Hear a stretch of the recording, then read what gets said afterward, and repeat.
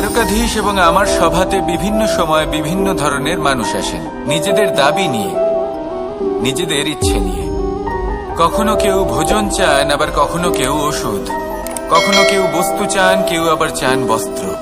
কারোর জ্ঞান চাই, কারোর ধন চাই, আবার কারোর বাসস্থান। অনেক সময় আমি এই অনুরোধ, এই ইচ্ছে পূর্ণ করি না। এবার আপনি এটা ভাবতেই পারেন যে কৃষ্ণ তো তাহলে লোভী, ওর কাছে তো সবকিছুই রয়েছে, তারপরেও সে নিজের প্রজার ইচ্ছে পূর্ণ করে না, তাদের সমস্যাগুলি বুঝতে পারে না, তাদের সুখ স্বাচ্ছন্দ্য প্রদান করে না।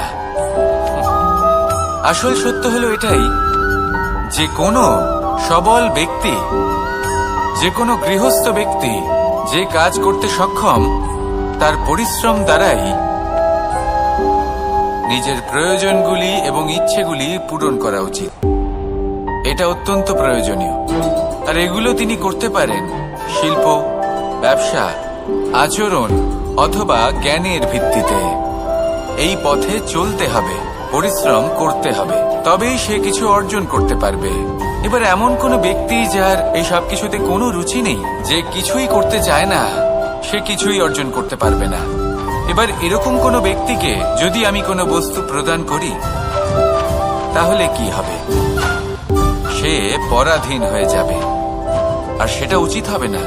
তখনই দান করবেন তা ভাবনা চিন্তা করে, এমন ভাবে দান করবেন যাতে সামনের ব্যক্তি স্বাধীন হতে পারেন, পরাধীন নয়। আসুন আমার সাথে ভালোবেসে বলুন, রাধা রাধা।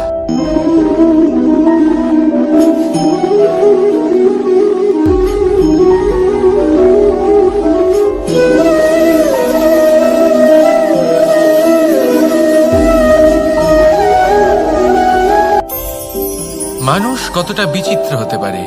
সব সময় স্বপ্ন দেখতে থাকে যে কাল আমি এটা করব, কাল আমি ওটা শুরু করব, কাল আমি ওটা সম্পন্ন করব।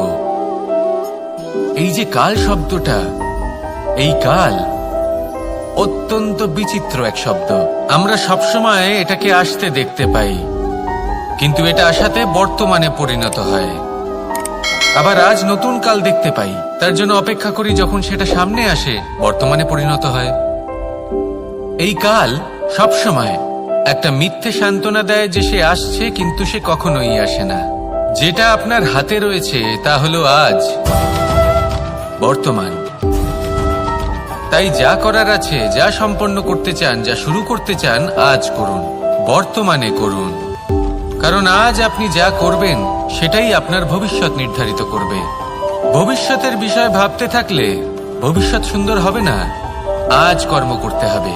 তাই আজ বর্তমানে জীবনযাপন করুন, কর্ম করুন, আর আমার সাথে ভালোবেসে বলুন, রাধা রাধা। পঞ্চম তত্ত্ব, আকাশ, নব, ব্যোম। আসলে কোনো ভ্রম নাকি সত্য? ভ্রম তো হতে পারে না, কারণ ভ্রমের মধ্যে কেউ বাঁচতেই পারে না। আর যদি সত্য হয় তাহলে এতটাই বিশাল যে আমাদের চোখের থেকে, আমাদের ইন্দ্রিয়ের থেকে, আমাদের মস্তিষ্কের থেকে, আমাদের চিন্তা ভাবনার থেকেও অনেক ঊর্ধ্বে, যাকে আমরা বুঝতেই পারি না। এটা যতটাই বিশাল আকার, ঠিক ততটাই সরল। এই আকাশ যতই অন্ধকারাচ্ছন্ন, ততটাই আলোর প্রকাশ প্রদান করে থাকে। দেখতে গেলে এ হলো জীবনের সঞ্চালক, কিন্তু যদি ক্রুদ্ধ হয়ে যায় তাহলে প্রাণ কেড়ে নিতেও দ্বিধা বোধ করে না। এই আকাশ শুধুমাত্র পৃথিবী লোক নয়, বরং এই সমগ্র ব্রহ্মাণ্ডকে, এই সমগ্র সৃষ্টিকে, এর প্রত্যেকটা তারাকে, প্রত্যেকটা গ্রহকে একটা বিশেষ স্থান প্রদান করে। এর নিজের কোনোই অস্তিত্ব নেই, কিন্তু সকলকে অস্তিত্ব প্রদান করে। এটাই হলো এই আকাশের মাহাত্ম্য। এই আকাশে হলো মাহাত্ম্যের প্রতিরূপ, যা আমাদের ভাবনা দ্বারা উৎপন্ন হয়। আপনিও আকাশের মতো এই বোধকে আপন করে নিন। আপনার জীবনও আকাশের মতন মহান এবং বিশাল হয়ে উঠবে। আর তখনই মন সুপ্রসন্ন হয়ে বলবে, রাধা রাধা। আপনার থেকে বড়, আপনার থেকে মহান হলেন সেই গুরু। এটা কি আবশ্যক যে সেই গুরু কোনো ব্যক্তিই হবেন? কখনোই নয়। গুরু হলেন একটা তত্ত্ব, গুরু হলেন একটা শক্তি। গুরু একজন ব্যক্তি হলে শুধুই একজনই হতেন, কিন্তু তা নয়। গুরু হলেন একটা অনুভূতি, গুরু হলেন শ্রদ্ধা। গুরু তিনি যিনি আপনার ব্যক্তিত্বের পরিচালক হন। গুরু তিনি যিনি আপনার ব্যক্তিত্বের নির্মাতা হন। আপনি কখন, কোথায়, কোন স্থানে, কি রূপে গুরু লাভ করবেন আর কি শিক্ষা লাভ করবেন তা নির্ভর করছে আপনার মানসিকতার উপর, যে আপনি সকলকে কিভাবে আপন করে নিতে পারেন। যদি আপনি গুরুকে আপন করতে চান, জ্ঞানকে আপন করতে চান, তাহলে আপনার মধ্যে শ্রদ্ধা জাগ্রত করতে হবে, সামর্থ্য জাগ্রত করতে হবে।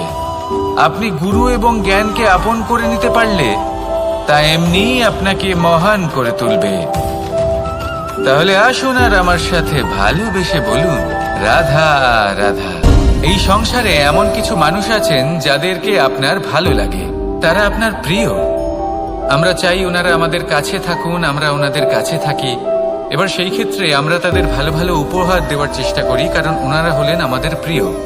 আর তার বদলে আমরা আশা করে থাকি যে ওনারা আমাদের একটু সম্মান করবেন। এবার এই মানুষজন যারা আমাদের প্রিয়, এদের আমরা একটা উপহার দিই। সোনা দিয়ে থাকি, আভূষণ দিয়ে থাকি, হিরে মুক্তো দিয়ে থাকি। কিন্তু যদি ভেবে দেখি, এই সবকিছুরই একটা মূল্য আছে। ভেবে দেখুন, আপনি কি তাদের এমন কোনো উপহার দিতে পারেন যা কিনা অমূল্য? তা এরকম উপহার কি হতে পারে? ঠিক বলেছেন আপনি, প্রেম। এই প্রেমই হলো অমূল্য, কারণ মন থেকে এর উৎপত্তি হয়। না চেয়ে পাওয়া যায় আর না ছিনিয়ে নেওয়া যায় এই ভালোবাসা। ঠিক এইরকমই হয় এই সম্মান। যদি সম্মান করো তাহলে মন থেকে এবং ভালোবেসে করো, ভয় পেয়ে নয়। মনে রাখবেন, যে মাথা ভয়ের দ্বারা নত হয়, বিরোধিতাও প্রথমে সেই করে থাকে। যে মাথা ভালোবেসে নত হয়, তা আপনার জন্য বলিদানও দিতে পারে। এই সংসারের সব থেকে বড় উপহার, সব থেকে বড় বরদান এই প্রেম এবং সম্মান। তাকে সম্মান করুন আর আমার সাথে ভালোবেসে বলুন, রাধা রাধা।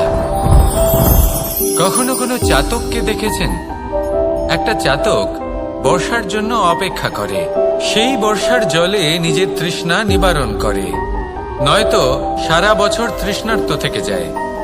ও আকাশের দিকে তাকিয়ে থাকে আর অপেক্ষা করে যে কবে বর্ষা হবে আর কবে আমি আমার তৃষ্ণা নিবারণ করব। সেখানে অন্যদিকে একটি কাক বা একটা পায়রা, এরা কি করে? যেখানে জল পায় পান করে নেয়, যেখানে খাবার পায় খেয়ে নেয়। আত্মীয় স্বজন, বন্ধু বান্ধব যাকেই পায় তার সাথে সময় কাটায়, খাবার খায় আর চলে যায়। এবার এদের মধ্যে মিল কোথায় আর পার্থক্য কোথায়? দুজনের কাছেই ডানা রয়েছে, দুজনেই উড়তে পারে। এই আকাশ হলো ওদের, খাবারের দানা ওদের। পার্থক্য হলো তাদের অভিলাষার, পার্থক্য হলো তাদের আকাঙ্ক্ষার, পার্থক্য জীবন যাপনের ধরনের। এবার যত বেশি আকাঙ্ক্ষা থাকবে, যত দামি জীবন যাপন করার ইচ্ছে থাকবে, তত বেশি কষ্ট আপনাকে সহ্য করতে হবে। আবার অন্যদিকে জীবন যত সরল হবে, জীবন যাপন যত সরল হবে, সমস্যা ততটাই কম হবে। তাই সবসময় চেষ্টা করবেন আপনার মানসিকতা এবং আপনার জীবন যেন সরল হয়। ভালোবাসতে থাকুন। যদি কেউ আপনাকে ভালোবাসে, তাকেও আপনি ভালোবাসা ফিরিয়ে দিন। তাদের সাথে কথা বলুন, কিছু তাদের কথা শুনুন, কিছু নিজের কথা বলুন। দেখবেন সকল তাপ উত্তাপ দূর হয়ে গেছে। এটাই তো হলো জীবনের সারমর্ম। তাই প্রেমে থাকুন, ভালোবাসুন, আর ভালোবেসে আমার সাথে বলুন, রাধা রাধা। ক্ষমা একটা অত্যন্ত সুন্দর শব্দ, আমার খুব প্রিয় শব্দ। কিন্তু এই ক্ষমা কখন আর কিভাবে প্রয়োগ করতে হবে সেটা বোঝা প্রয়োজনীয়। এক, যদি আপনি কোনো অন্যায় করেন আর ক্ষমা না চান, ক্ষমা প্রার্থনা না করেন, ক্ষমা চাওয়া থেকে এড়িয়ে যান, তাহলে তাতে আপনারই ক্ষতি হবে। কিভাবে? ক্ষমা না চাইলে মনের মধ্যে অহংকার জাগ্রত হয়, আর অহংকার তো প্রকৃত অর্থে আমাদের ক্ষতিই করে। 2, কেউ যদি অপরাধ করেন, আপনার থেকে ক্ষমা না চান, তাহলে তাকে ক্ষমা করবেন না।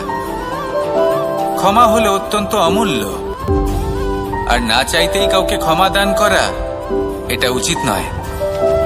3, যদি কেউ আপনার সাথে অনুচিত কিছু করেন, অপরাধ করেন, আর আপনার থেকে ক্ষমা চান, তাহলে তাকে ক্ষমা করে দিন।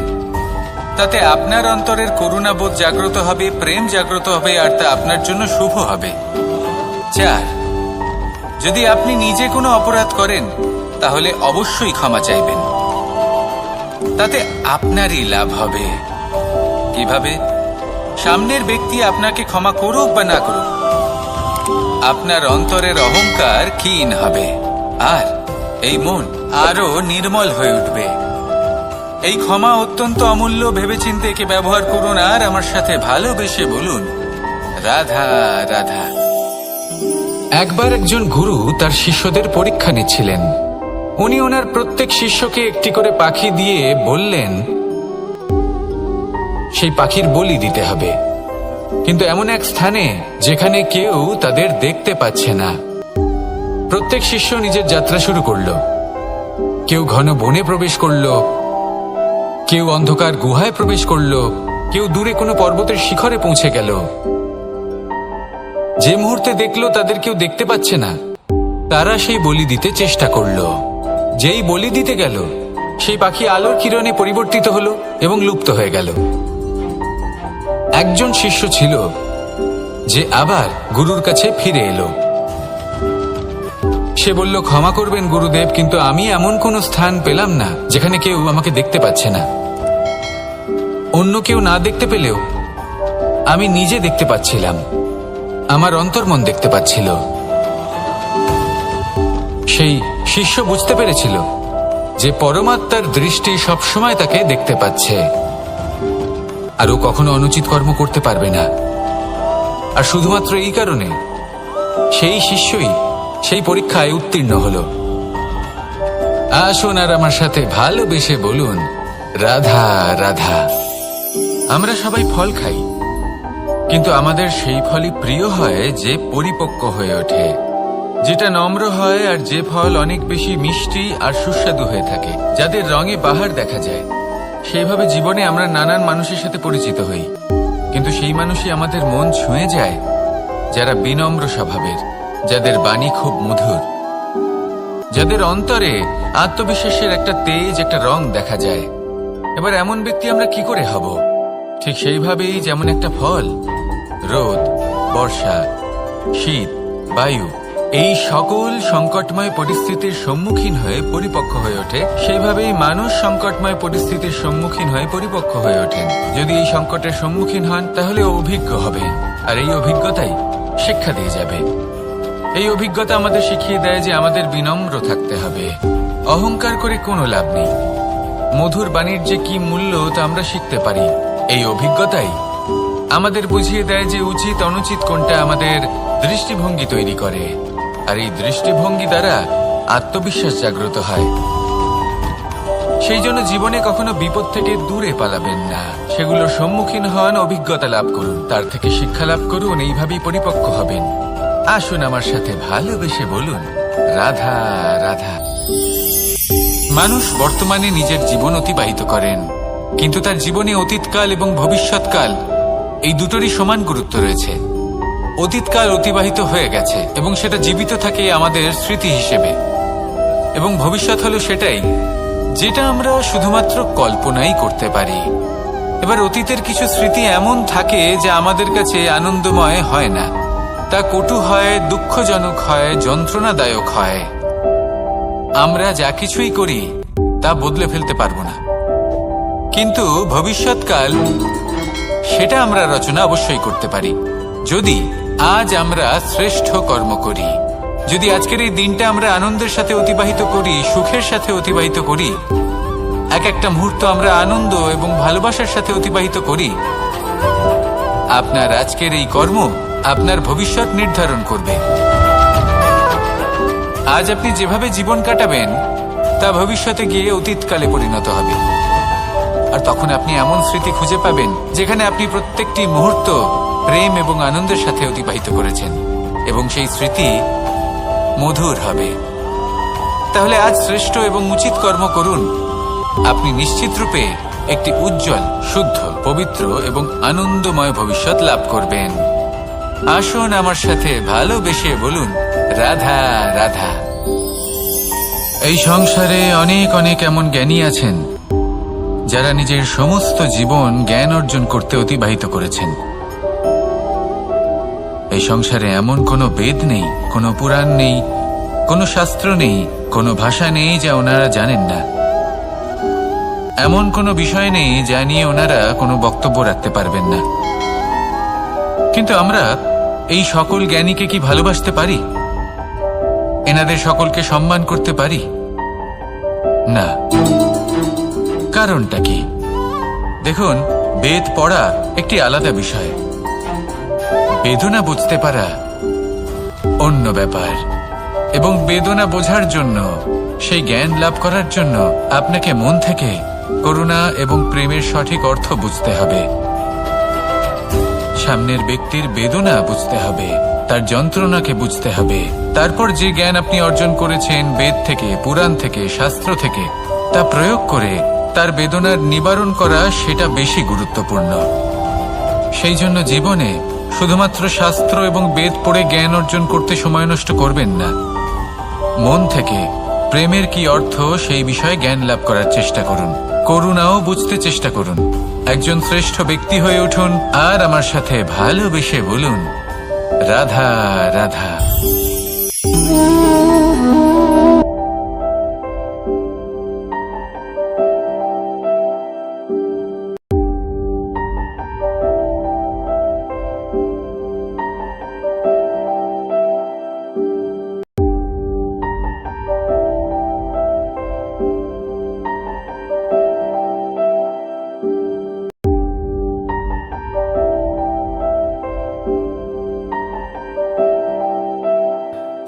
এই জল হলো মহান, আর এর একটা মহান গুণ আছে, এর নিজস্ব কোনো রং নেই।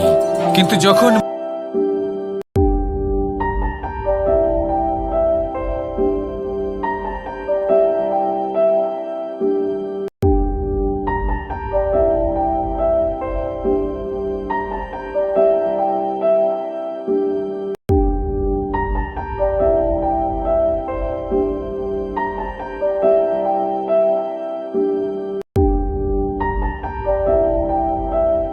কর্মের এই ধারাতে বইতে থাকুন, এই সংসারের মঙ্গল করতে থাকুন, শ্রেষ্ঠ কর্ম করতে থাকুন। এই সংসারকে এটা বলার কোনো প্রয়োজন নেই যে আপনি কে। আপনি যদি কর্ম করতে থাকেন তাহলে এই সংসার নিজে থেকেই আপনার মূল্য জানতে পারবে। আর তখন এই মন প্রসন্ন হয়ে বলবে, রাধা রাধা। আমি দ্বারকাধীশ, এবং আমার সভাতে বিভিন্ন সময় বিভিন্ন ধরনের মানুষ আসেন, নিজেদের দাবি নিয়ে, নিজেদের ইচ্ছে নিয়ে। কখনো কেউ ভোজন চান, আবার কখনো কেউ ওষুধ, কখনো কেউ বস্তু চান, কেউ আবার চান বস্ত্র। কারোর জ্ঞান চাই, কারোর ধন চাই, আবার কারোর বাসস্থান। অনেক সময় আমি এই অনুরোধ, এই ইচ্ছে পূর্ণ করি না। এবার আপনি এটা ভাবতেই পারেন যে কৃষ্ণ তো তাহলে লোভী, ওর কাছে তো সবকিছুই রয়েছে, তারপরেও সে নিজের প্রজার ইচ্ছে পূর্ণ করে না, তাদের সমস্যাগুলি বুঝতে পারে না, তাদের সুখ স্বাচ্ছন্দ্য প্রদান করে না।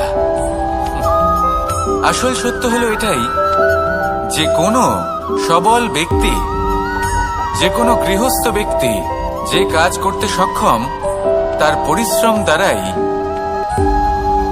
নিজের প্রয়োজনগুলি এবং ইচ্ছেগুলি পূরণ করা উচিত।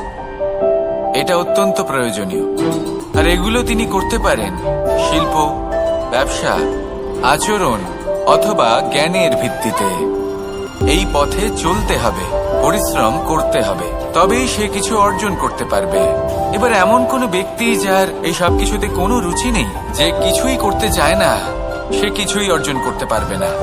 এবার এরকম কোনো ব্যক্তিকে যদি আমি কোনো বস্তু প্রদান করি, তাহলে কি হবে? সে পরাধীন হয়ে যাবে, আর সেটা উচিত হবে না।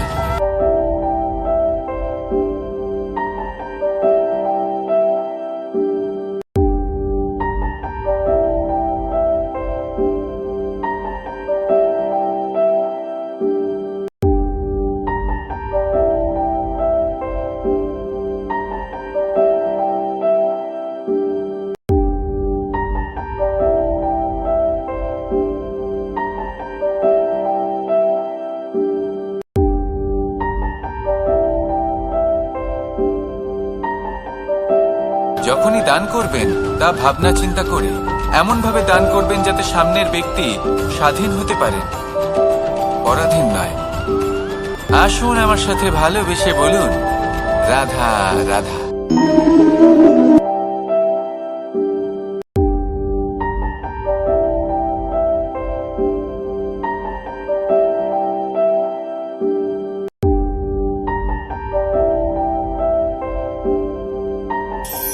মানুষ কতটা বিচিত্র হতে পারে। সব সময় স্বপ্ন দেখতে থাকে যে কাল আমি এটা করব, কাল আমি ওটা শুরু করব, কাল আমি ওটা সম্পন্ন করব। এই যে কাল শব্দটা, এই কাল অত্যন্ত বিচিত্র এক শব্দ।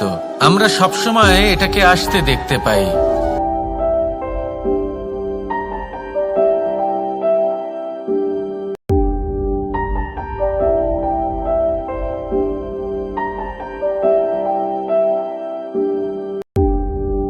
যে সে আসছে, কিন্তু সে কখনোই আসে না। যেটা আপনার হাতে রয়েছে তা হলো আজ, বর্তমান। তাই যা করার আছে, যা সম্পন্ন করতে চান, যা শুরু করতে চান, আজ করুন, বর্তমানে করুন।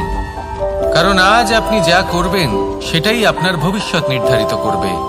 ভবিষ্যতের বিষয় ভাবতে থাকলে ভবিষ্যৎ সুন্দর হবে না। আজ কর্ম করতে হবে। তাই আজ বর্তমানে জীবনযাপন করুন, কর্ম করুন, আর আমার সাথে ভালোবেসে বলুন, রাধা রাধা।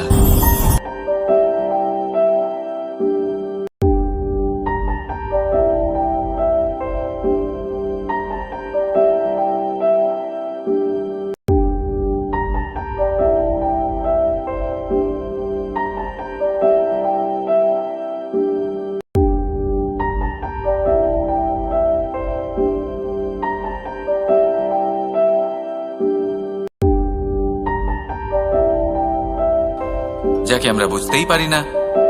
এটা যতটাই বিশাল আকার, ঠিক ততটাই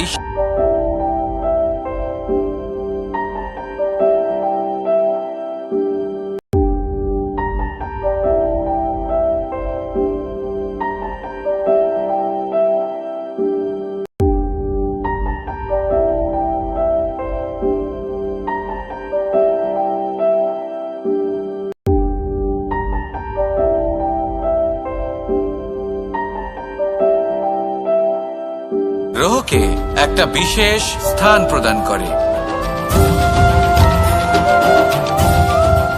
এর নিজের কোনোই অস্তিত্ব নেই, কিন্তু সকলকে অস্তিত্ব প্রদান করে। এটাই হলো এই আকাশের মাহাত্ম্য। এই আকাশে হলো মাহাত্ম্যের প্রতিরূপ, যা আমাদের ভাবনা দ্বারা উৎপন্ন হয়। আপনিও আকাশের মতো এই বোধকে আপন করে নিন। আপনার জীবনও আকাশের মতন মহান এবং বিশাল হয়ে উঠবে। আর তখনই মন সুপ্রসন্ন হয়ে বলবে, রাধা রাধা।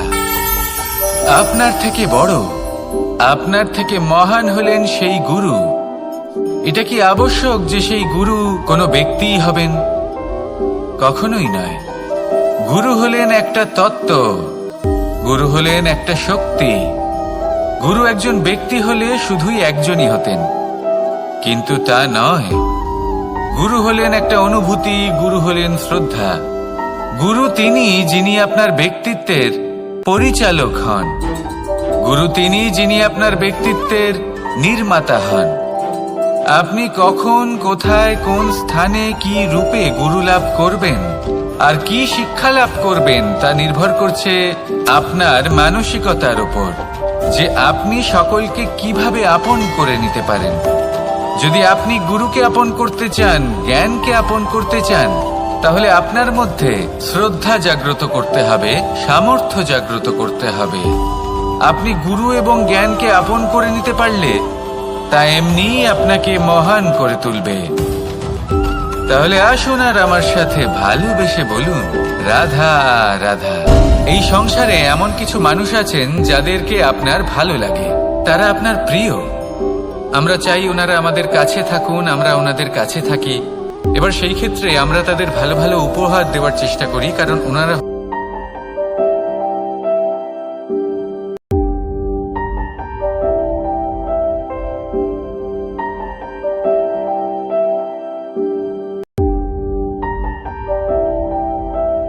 আভূষণ দিয়ে থাকি, হিরে মুক্ত দিয়ে থাকি, কিন্তু যদি ভেবে দেখি এই সবকিছুরই একটা মূল্য আছে। ভেবে দেখুন, আপনি কি তাদের এমন কোনো উপহার দিতে পারেন যা কিনা অমূল্য? তা এরকম উপহার কি হতে পারে? ঠিক বলেছেন আপনি।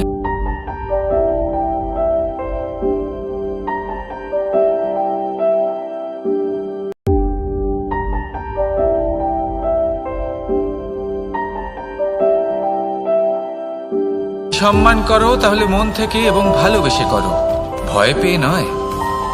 মনে রাখবেন, যে মাথা ভয়ের দ্বারা নত হয়, বিরোধিতাও প্রথমে সেই করে থাকে। যে মাথা ভালোবেসে নত হয় তা আপনার জন্য বলিদানও দিতে পারে। এই সংসারের সব থেকে বড় উপহার, সব থেকে বড় বরদান এই প্রেম এবং সম্মান। তাকে সম্মান করুন আর আমার সাথে ভালোবেসে বলুন, রাধা রাধা। কখনো কোনো চাতককে দেখেছেন? একটা চাতক বর্ষার জন্য অপেক্ষা করে, সেই বর্ষার জলে নিজের তৃষ্ণা নিবারণ করে, নয়তো সারা বছর তৃষ্ণার্ত থেকে যায়। ও আকাশের দিকে তাকিয়ে থাকে আর অপেক্ষা করে যে কবে বর্ষা হবে আর কবে আমি আমার তৃষ্ণা নিবারণ করব। সেখানে অন্যদিকে একটি কাক বা একটা পায়রা, এরা কি করে? যেখানে জল পায় পান করে নেয়, যেখানে খাবার পায় খেয়ে নেয়, আত্মীয় স্বজন বন্ধু বান্ধব যাকেই পায় তার সাথে সময় কাটায়, খাবার খায় আর চলে যায়। এবার এদের মধ্যে মিল কোথায় আর পার্থক্য কোথায়? দুজনের কাছেই ডানা রয়েছে, দুজনেই উড়তে পারে। এই আকাশ হলো ওদের, খাবারের দানা ওদের। পার্থক্য হলো তাদের অভিলাষার, পার্থক্য হলো তাদের আকাঙ্ক্ষার, পার্থক্য জীবন যাপনের ধরনের। এবার যত বেশি আকাঙ্ক্ষা থাকবে, যত দামি জীবন যাপন করার ইচ্ছে থাকবে, তত বেশি কষ্ট আপনাকে সহ্য করতে হবে। আবার অন্যদিকে জীবন যত সরল হবে, জীবন যাপন যত সরল হবে, সমস্যা ততটাই কম হবে। তাই সবসময় চেষ্টা করবেন আপনার মানসিকতা এবং আপনার জীবন যেন সরল হয়। ভালোবাসতে থাকুন। যদি কেউ আপনাকে ভালোবাসে, তাকেও আপনি ভালোবাসা ফিরিয়ে দিন। তাদের সাথে কথা বলুন, কিছু তাদের কথা শুনুন, কিছু নিজের কথা বলুন। দেখবেন সকল তাপ উত্তাপ দূর হয়ে গেছে। এটাই তো হলো জীবনের সারমর্ম। তাই প্রেমে থাকুন, ভালোবাসুন, আর ভালোবেসে আমার সাথে বলুন, রাধা রাধা। ক্ষমা একটা অত্যন্ত সুন্দর শব্দ, আমার খুব প্রিয় শব্দ। কিন্তু এই ক্ষমা কখন আর কিভাবে প্রয়োগ করতে হবে সেটা বোঝা প্রয়োজনীয়। এক, যদি আপনি কোনো অন্যায় করেন আর ক্ষমা না চান, ক্ষমা প্রার্থনা না করেন, ক্ষমা চাওয়া থেকে এড়িয়ে যান, তাহলে তাতে আপনারই ক্ষতি হবে। কিভাবে? ক্ষমা না চাইলে মনের মধ্যে অহংকার জাগ্রত হয়, আর অহংকার তো প্রকৃত অর্থে আমাদের ক্ষতিই করে। দুই, কেউ যদি অপরাধ করেন, আপনার থেকে ক্ষমা না চান, তাহলে তাকে ক্ষমা করবেন না। ক্ষমা হলো অত্যন্ত অমূল্য, আর না চাইতেই কাউকে ক্ষমা দান করা এটা উচিত নয়। তিন, যদি কেউ আপনার সাথে অনুচিত কিছু করেন, অপরাধ করেন, আর আপনার থেকে ক্ষমা চান, তাহলে তাকে ক্ষমা করে দিন। তাতে আপনার অন্তরের করুণাবোধ জাগ্রত হবে, প্রেম জাগ্রত হবে, আর তা আপনার জন্য শুভ হবে। চার, যদি আপনি নিজে কোনো অপরাধ করেন, তাহলে অবশ্যই ক্ষমা চাইবেন, তাতে আপনারই লাভ হবে। কিভাবে? সামনের ব্যক্তি আপনাকে ক্ষমা করুক বা না করুক, আপনার অন্তরের অহংকার ক্ষীণ হবে আর এই মন আরো নির্মল হয়ে উঠবে। এই ক্ষমা অত্যন্ত অমূল্য, ভেবেচিন্তে একে ব্যবহার করুন আর আমার সাথে ভালোবেসে বলুন, রাধা রাধা। একবার একজন গুরু তার শিষ্যদের পরীক্ষা নিচ্ছিলেন। উনি ওনার প্রত্যেক শিষ্যকে একটি করে পাখি দিয়ে বললেন সেই পাখির বলি দিতে হবে, কিন্তু এমন এক স্থানে যেখানে কেউ তাদের দেখতে পাচ্ছে না। প্রত্যেক শিষ্য নিজের যাত্রা শুরু করল। কেউ ঘন বনে প্রবেশ করল, কেউ অন্ধকার গুহায় প্রবেশ করল, কেউ দূরে কোনো পর্বতের শিখরে পৌঁছে গেল। যে মুহূর্তে দেখলো তাদের কেউ দেখতে পাচ্ছে না, তারা সেই বলি দিতে চেষ্টা করল। যেই বলি দিতে গেল, সেই পাখি আলোর কিরণে পরিবর্তিত হলো এবং লুপ্ত হয়ে গেল। একজন শিষ্য ছিল যে আবার গুরুর কাছে ফিরে এলো। সে বলল, ক্ষমা করবেন গুরুদেব, কিন্তু আমি এমন কোনো স্থান পেলাম না যেখানে কেউ আমাকে দেখতে পাচ্ছে না। অন্য কেউ না দেখতে পেলেও আমি নিজে দেখতে পাচ্ছিলাম, আমার অন্তর্মন দেখতে পাচ্ছিল। সেই শিষ্য বুঝতে পেরেছিল যে পরমাত্মার দৃষ্টি সবসময় তাকে দেখতে পাচ্ছে, আর ও কখনো অনুচিত কর্ম করতে পারবে না। আর শুধুমাত্র এই কারণে সেই শিষ্যই সেই পরীক্ষায় উত্তীর্ণ হল। আসুন আর আমার সাথে ভালোবেসে বলুন, রাধা রাধা।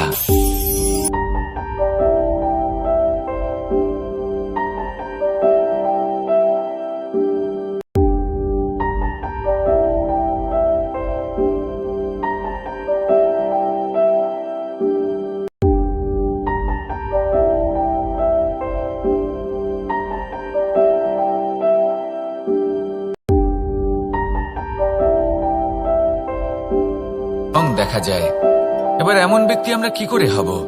ঠিক সেইভাবেই যেমন একটা ফল, রোদ, বর্ষা, শীত,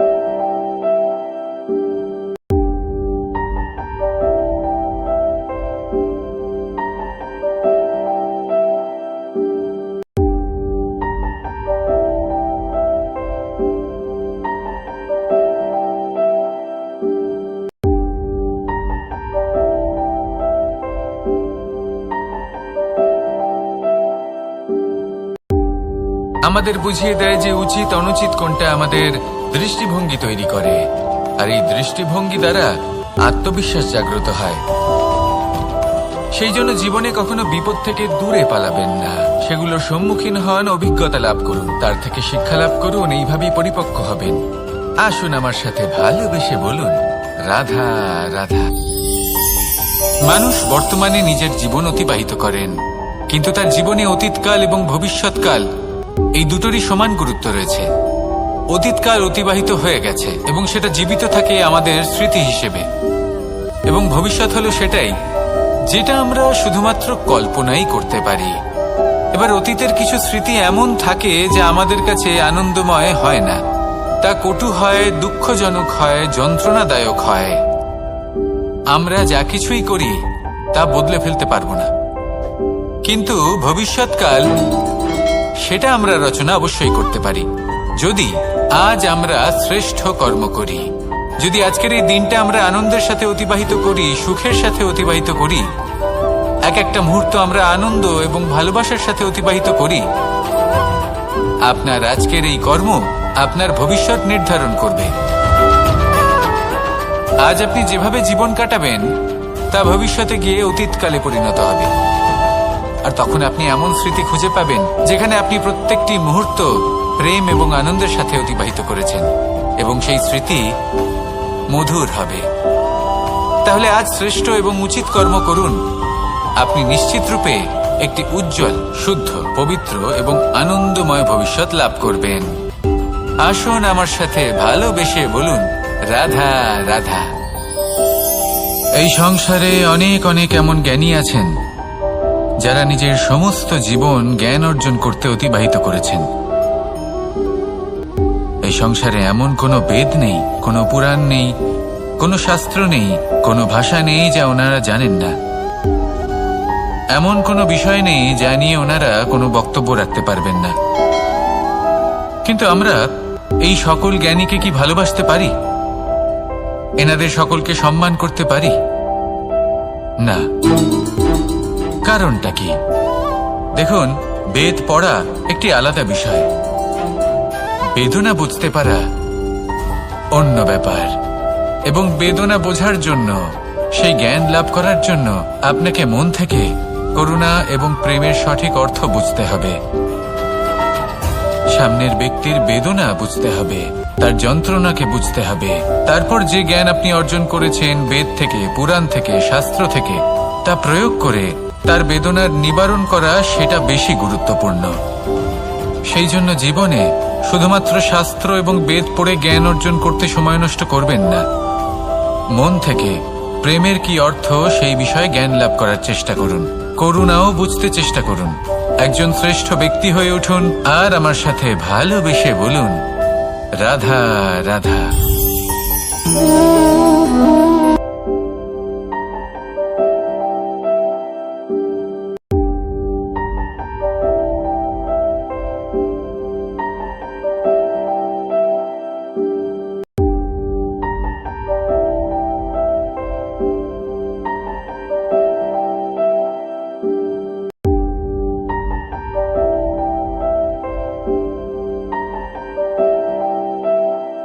থামবে না। এই জল হলো মহান, আর এর একটা মহান গুণ আছে, এর নিজস্ব কোনো রং নেই। কিন্তু যখন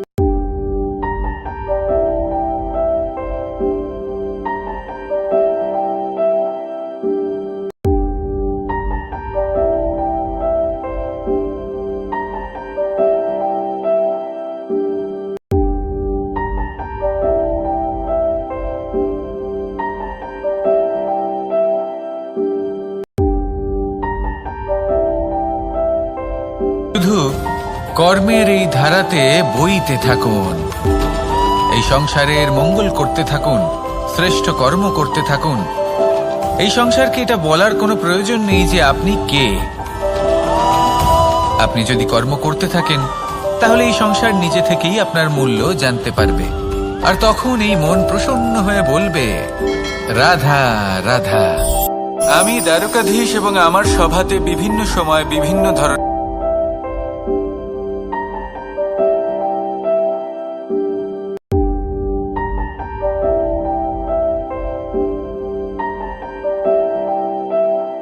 চাই, কারোর ধন চাই, আবার কারোর বাসস্থান। অনেক সময় আমি এই অনুরোধ, এই ইচ্ছে পূর্ণ করি না। এবার আপনি এটা ভাবতেই পারেন যে কৃষ্ণ তো তাহলে লোভী, ওর কাছে তো সবকিছুই রয়েছে, তারপরেও সে নিজের প্রজার ইচ্ছে পূর্ণ করে না। তাদের সমস্যা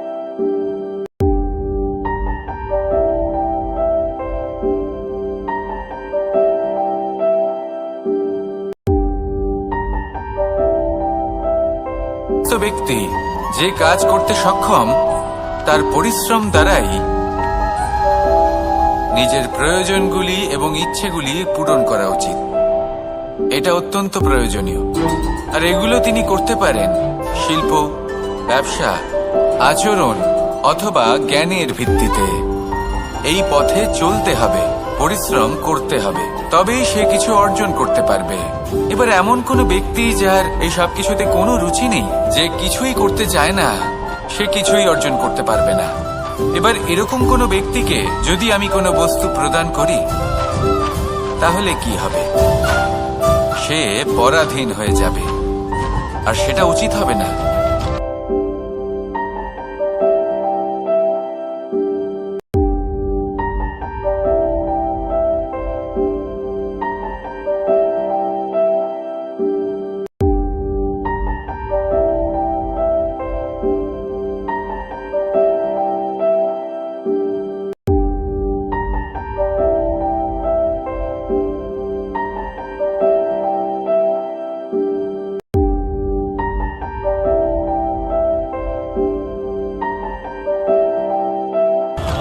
যখনই দান করবেন তা ভাবনা চিন্তা করে এমন ভাবে দান করবেন যাতে সামনের ব্যক্তি স্বাধীন হতে পারেন, পরাধীন নয়।